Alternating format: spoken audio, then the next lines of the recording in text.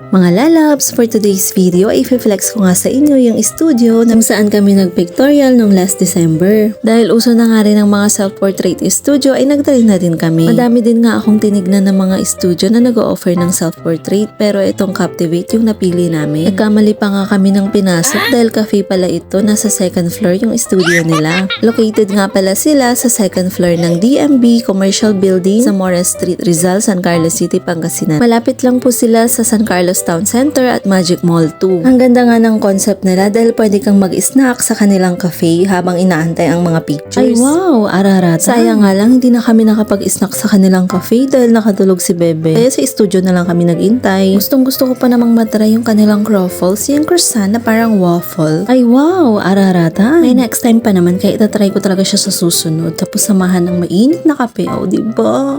Balik na nga tayo ulit dito sa studio. Nagkamali pa nga ako ng bukas ng pinto dito. Sabi na nga ang pull pero ay pagtulak pa rin ako.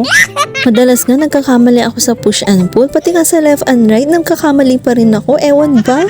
Ganon din ba kayo mga lalabs? Ito nga pala yung iba-ibang package nila. Starting from $199 to $1299. O diba ang affordable? Ay wow, ararata. Pwede nyo rin pong i-check ang kanilang page para mas makita nyo ng maayos yung iba-iba nilang package at kung ano yung mas applicable sa inyo. Pero yung DOS package yung in-avail namin. For 2 packs siya tapos free na si Zia dahil wala pa siyang 2 years old that time. 15 minutes nga pala yung duration ng photoshoot pero pwede nyo siyang hatiin para magpalit ng outfit. At para sa mga first time na tulad namin, syempre bago mag-start ang session ay i-orient muna tayo ni Sir. At habang ino-orient nga kami ni Sir, may bata namang busy sa pagkalikot ng mga props. And yes, madami silang props dito na pwedeng gamitin. Libre lang naman. At dahil libre, kailangan natin tong ingatan para hindi tayo magbayad ng mga charges. At after nga mag-explain ni Sir, i-start na agad kami. Bali yung kapatid ko nga pala ang taga-pindot ng shutter. I suggest na mas maganda talaga na may kasama kayong taga-pindot ng shutter para puro post na lang ang gagawin ninyo. Bagay na bagay ito sa mga mahihiyaing humarap sa camera o I mean sa mga photographer. Tapos pwede kayong umaura ng kung anong gusto ninyo. Pwede rin pala kayong mag-change outfit. Basta mabilisan lang dapat ang kilos para makadami kayo ng shots.